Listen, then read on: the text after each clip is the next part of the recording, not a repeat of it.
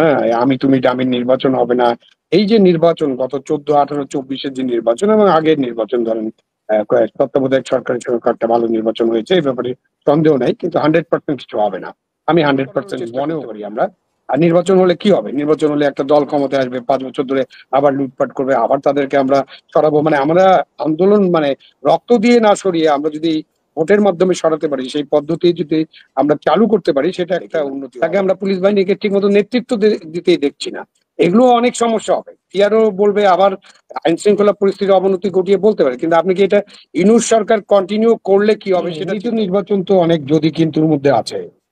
এখন তো আমরা মোটামুটি একটা ফেব্রুয়ারি পেলাম, তার আগে তো ছিল ডিসেম্বর, ফেব্রুয়ারি, এপ্রিল এবং জুন।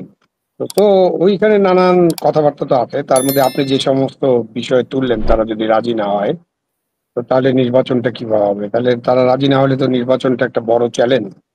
এবং বাংলাদেশের বর্তমান পরিস্থিতিতে একটা নির্বাচন এবং নির্বাচনের মধ্য দিয়ে জনগণের পছন্দের একটা সরকার না হওয়া পর্যন্ত আমরা যে সমস্ত সমস্যা নিয়ে আলোচনা করছি, সেই সমস্যাগুলো সমাধান করা খুব কঠিন।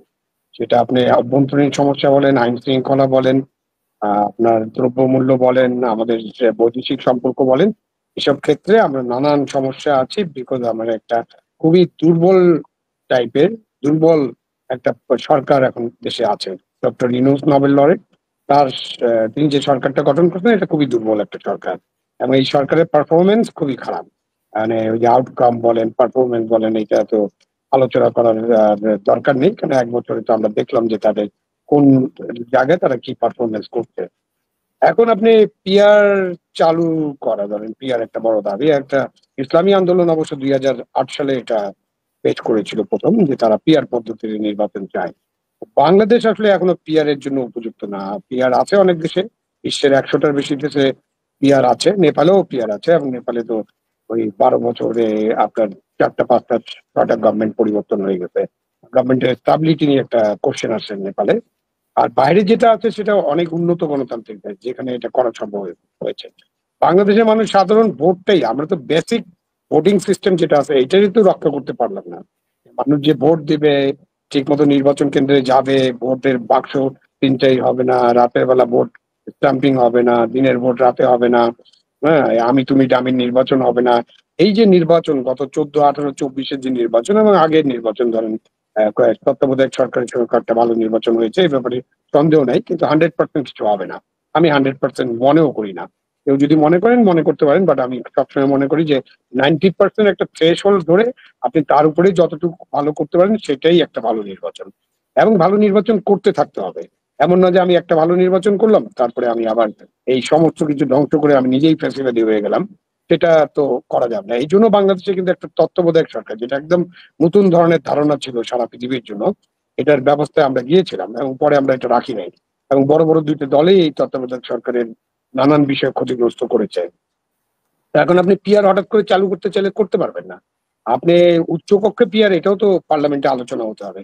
এখন যেটা ইউনূস সাহেবের ভাষণ এবং তার যে ঘোষণা থেকে বুঝলাম, সেটা হলো যে দেশে একটা পার্লামেন্ট নির্বাচন হবে। এর আগে কিন্তু ওই যে সাংবিধানিক পরিষদ, কনস্টিটিউয়েন্ট অ্যাসেম্বলি, অমুক তমুক নানান কথাবার্তা আসছিল, কিন্তু ওইসব বিষয়ে কিন্তু একমত করানো যায়নি। এবং আমাদের যাদের কথা বললেন, আমাদের যে বিদেশি কনসালটেন্ট যারা বিদেশ থেকে আসছেন, হ্যাঁ, তারা এই দেশে জন্মগ্রহণ করেছেন, তাদের নাগরিকত্ব হয়তো আছে এই দেশের, আবার তাদের ওই দেশেরও নাগরিকত্ব থাকতে পারে বিভিন্ন দেশের।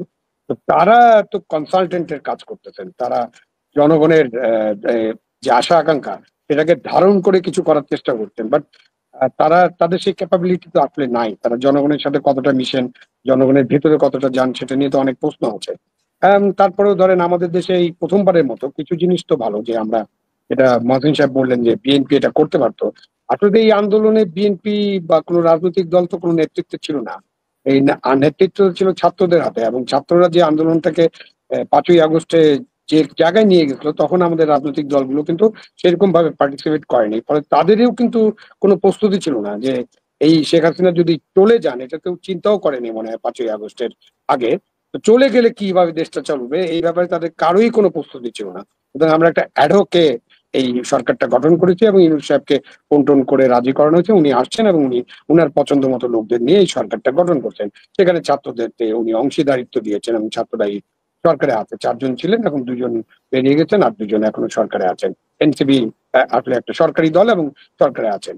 তো আপনি এইসব দাবি তুলতে পারেন, কিন্তু এইসব দাবি তুলে আপনি নির্বাচনকে একটা বিলম্বিত করার চেষ্টা করতে পারে যে কেউ, নির্বাচন ভণ্ডুল করারও চেষ্টা করতে পারি আমরা। আর নির্বাচন হলে কি হবে? নির্বাচন হলে একটা দল ক্ষমতায় আসবে, 5 বছর ধরে আবার লুটপাট করবে, আবার তাদেরকে আমরা সরাবো। মানে আমরা আন্দোলন মানে রক্ত দিয়ে না সরিয়ে আমরা যদি ভোটের মাধ্যমে সরাতে পারি, সেই পদ্ধতি যদি আমরা চালু করতে পারি, সেটা একটা উন্নতি হবে। আর যেটা বলতে চেষ্টা করছিলাম যে এই যে ঘন্টার পর ঘন্টা 200-300 ঘন্টা যে মিটিং হয়েছে, ডক্টর আলী রিয়াজ মিটিং এর সভাপতিত্ব করেছেন ভাইস চেয়ারম্যান হিসাবে। এই হুম। মিটিং কিন্তু বাংলাদেশের ইতিহাসে একটা উল্লেখযোগ্য দিক, যে কোনো রাজনৈতিক দল, বিভিন্ন রাজনৈতিক দল এত সময় ধরে কিন্তু কোনো সময় আলোচনা করেনি।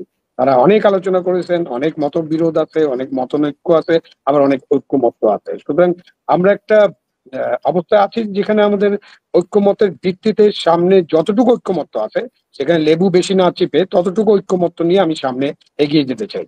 এখন ধরেন নির্বাচন হবে না, নির্বাচন না হলে কি ইউনূস সরকার কন্টিনিউ করবে? এই সরকার কন্টিনিউ করলে তো যা হবে, যে ধরেন চালের দাম এখন 100 টাকার কাছাকাছি, সবজি 100 টাকার নিচে পাওয়া যাচ্ছে না। আপনার কোনো মধ্যবিত্ত আগেও ইলিশ মাছ কিনে খেতে পারতো না, এখন তো পারেই না। মধ্যবিত্তের পক্ষে একটা ইলিশ মাছ কিনে খাওয়া সম্ভব না, এবং নানান অসুবিধা। আপনার যে ইনফ্লেশন, আপনার ইন্টারেস্ট রেট, আপনার অভ্যন্তরীণ অর্থনীতি, হ্যাঁ বর্ষাকালে একটু জিনিসপত্রের দাম, সবজির দাম বাড়ে, বাট এগুলো তো আমরা নিয়ন্ত্রণে আনতে পারছি না। সবচেয়ে বড় কথা আইন শৃঙ্খলা পরিস্থিতি, সেটাকে আপনি মবের মুল্লুক একটা বানিয়ে রেখেছেন, এবং মবের মুল্লুক এটা গভর্নমেন্ট সৃষ্টি করে, এরকম অনেকে মনে করেন। এরকম না মনে করার কোনো কারণ নেই, কারণ তারা মবের মুল্লুকটাকে ঠিক কঠোরভাবে দমন করছে না। যদি কেউ দমন করার চেষ্টা করে, সেই পুলিশ অফিসারের বদলি হয়ে যায়। আপনি সিভিল সার্ভিস, পুলিশ সার্ভিস, জুডিশিয়ারিতে ভয়ের ভয়ের রাজনীতি চলছে, ভয়ের চোটে কেউ কোনো কাজ করে না।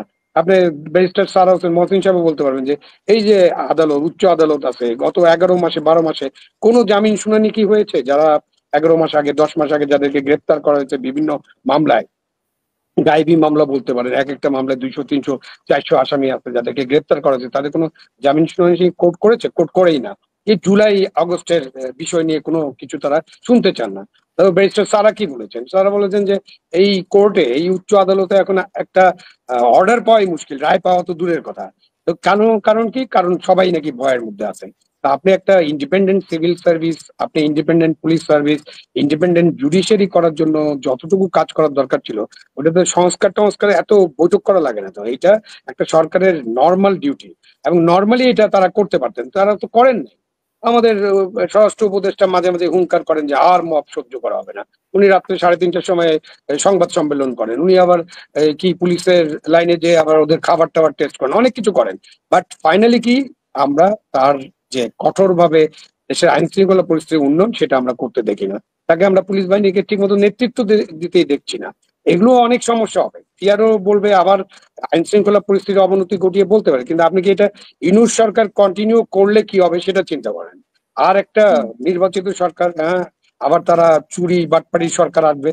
হ্যাঁ, আমরা দেখেছি তো সরকার, আমরা তাহলে এখন কে সরকার চালাবে? 71-এর মুক্তিযুদ্ধের সময় জামায়াতে ইসলামী যে কাজটা করেছে, সেই কাজের জন্য তো তারা কোনো ক্ষমা প্রার্থনা করেনি, এবং সেই কাজের জন্য আমরা তাদেরকে দেখেছি তারা কি কি করেছে। তারা একসময় 2001 সালে তো গভর্নমেন্টের পার্টনার ছিল, বিএনপির পার্টনার ছিল, তারা মন্ত্রিসভায় ছিল, তখন কি হয়েছে আমরা দেখেছি।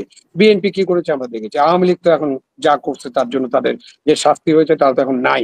তা আপনি তো তাহলে কিছুই থাকলো না, তাহলে কে সরকারটা চালাবে? তাহলে কি আমরা কি এই যে বিদেশি লোকজন ভাড়া করে এনে সরকার চালাবো নাকি? সেটা তো হবে না। সুতরাং আপনাকে কিন্তু একটা নির্বাচনের দিকে যেতে হবে, এবং একটা ভালো নির্বাচনের দিকে যেতে হবে। হ্যাঁ, সেখানে আপনার পেশি শক্তি ব্যবহার করতে দিবেন না, টাকার কালো টাকা ব্যবহার করতে দিবেন না, এইসব আপনি করার চেষ্টা করবেন যতটুকু পারেন। হয়তো 90%, 92%, 95% যদি অ্যাচিভ করতে পারে ইউনূস সরকার, তাহলে একটা ভালো নির্বাচন অবশ্যই হবে। এবং এটাই যে ইতিহাসের শ্রেষ্ঠ নির্বাচন হবে, এরকম গ্যারান্টি দিয়ে বলার কোনো কারণ নেই। কারণ ইতিহাস তো এই এই শতাব্দীতে আরো আছে। এই শতাব্দীতে ধরেন আজকে 25 সাল, এই শতাব্দীর 75 সালে আরো তো 15টা নির্বাচন হবে। তো আমরা সবসময় চাইবো যে ভালো ভালো ভালো নির্বাচন হোক, এবং সেই নির্বাচন করার একটা পরিবেশ সৃষ্টি হোক, এবং সেইখানে আমাদের যারা চালাবেন, নির্বাচনে যারা কাজ করবেন, এই 12 লক্ষ গণকর্মচারী, তাদেরকে সেভাবে প্রস্তুত করা, এবং গভর্নমেন্ট অফ দ্য ডে, গডের যে সদিচ্ছা এবং পূর্ণ সদিচ্ছা যদি থাকে, তাহলে অবশ্যই একটা ভালো নির্বাচন করা সম্ভব। এবং ফেব্রুয়ারিতে কেন, আমি তো মনে করি ডিসেম্বরে নির্বাচন করা সম্ভব।